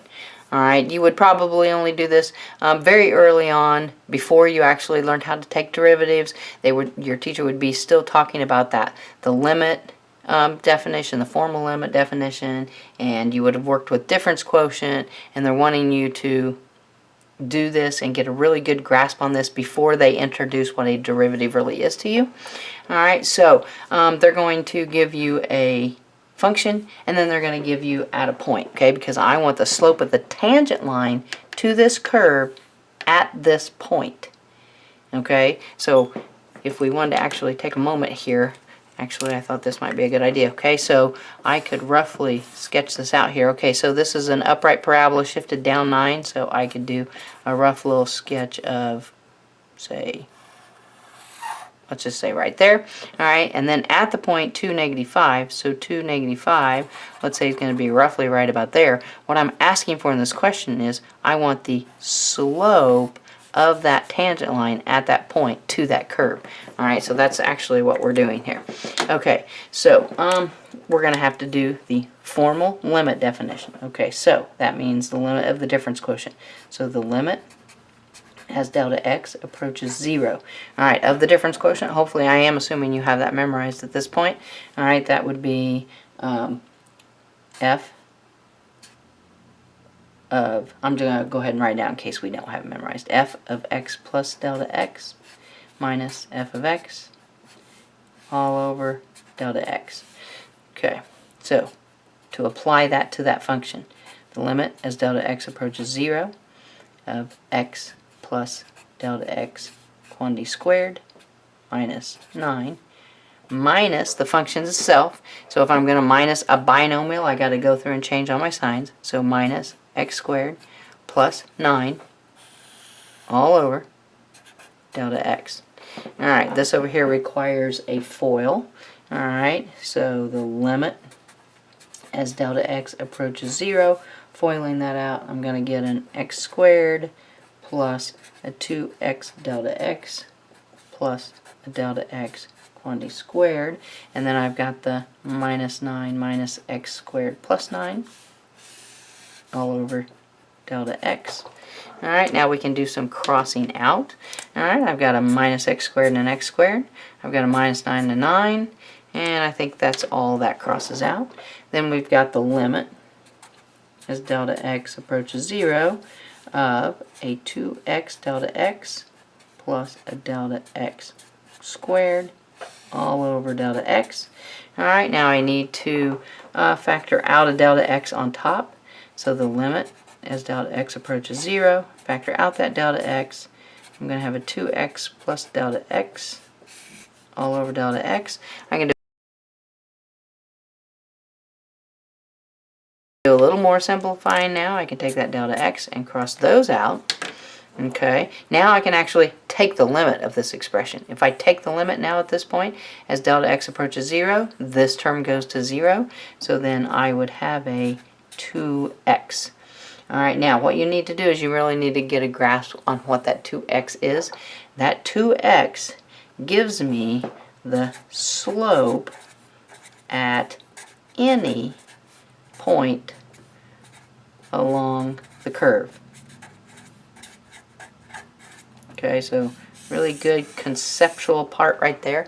That 2x gives me the slope at any point along before you actually learned how to take derivatives. So that curve. Alright, hopefully in case we 9.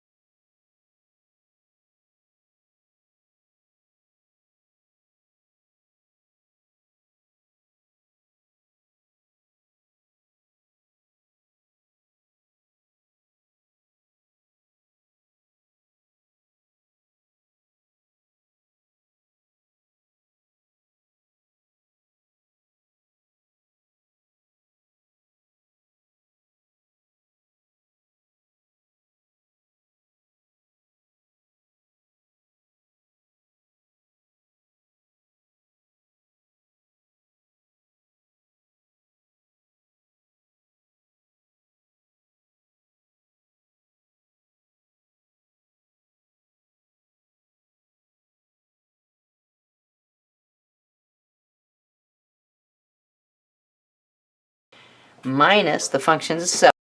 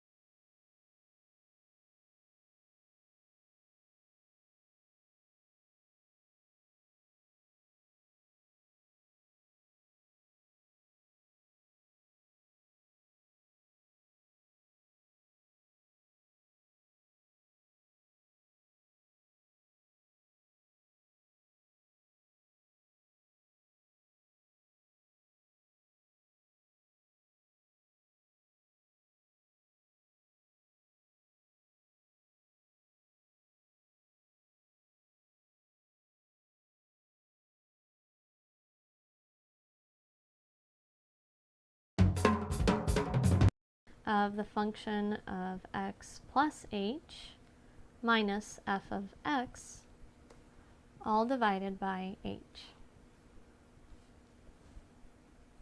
This is basically the limit definition of a derivative. So let's do an example and see how we use it. Suppose we need to find the slope of a tangent line at a point x on the function 2x squared plus 6. We begin by writing our limit definition again and filling in the functions as we go. So we have the limit as h tends to 0 of f of x plus h. So here we'll have 2x plus h squared plus 6 minus f of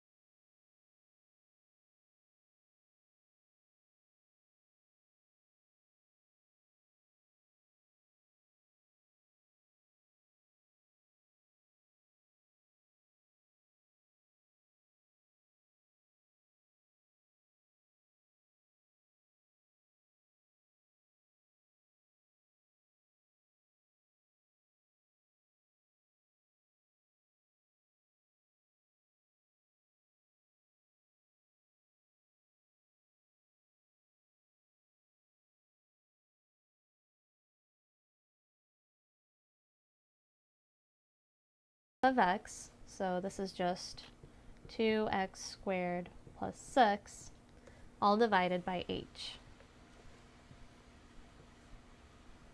Our next step is to go ahead and expand this x plus h squared, which will be x squared plus 2xh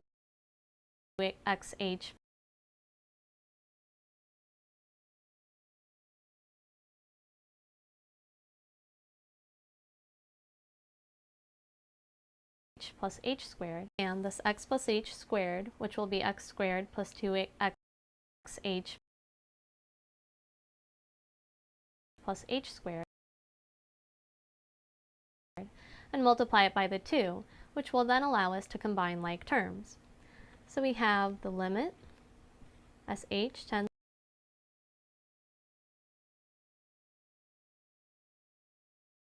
tends to 0 of 2x squared plus 4x h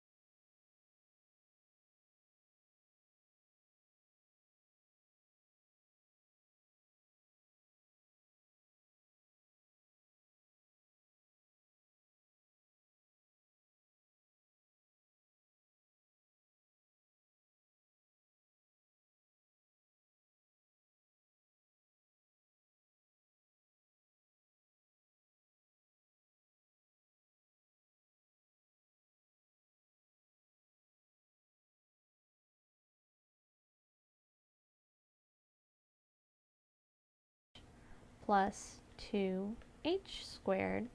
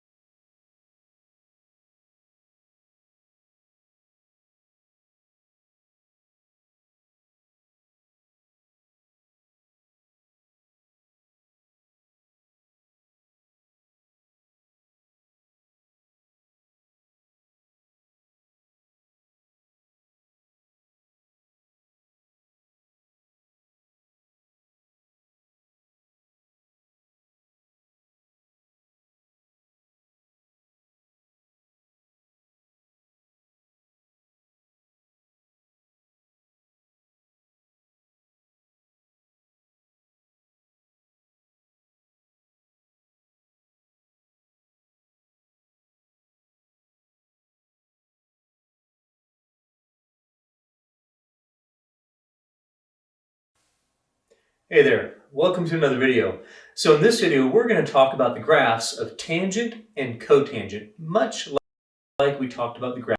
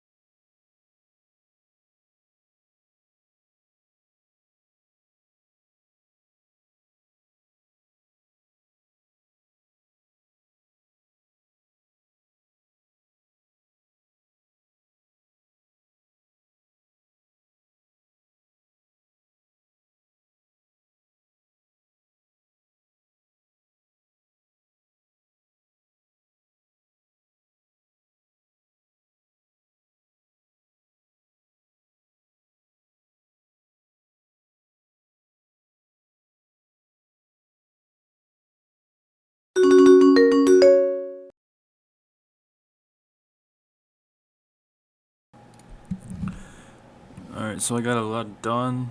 There's still a lot done I need to do. At least a few more hours studying until I actually get it. Probably gonna wake up very early in the morning tomorrow. And then study rest of that for like a few hours, 2.5 hours, something like that. And then I should get it.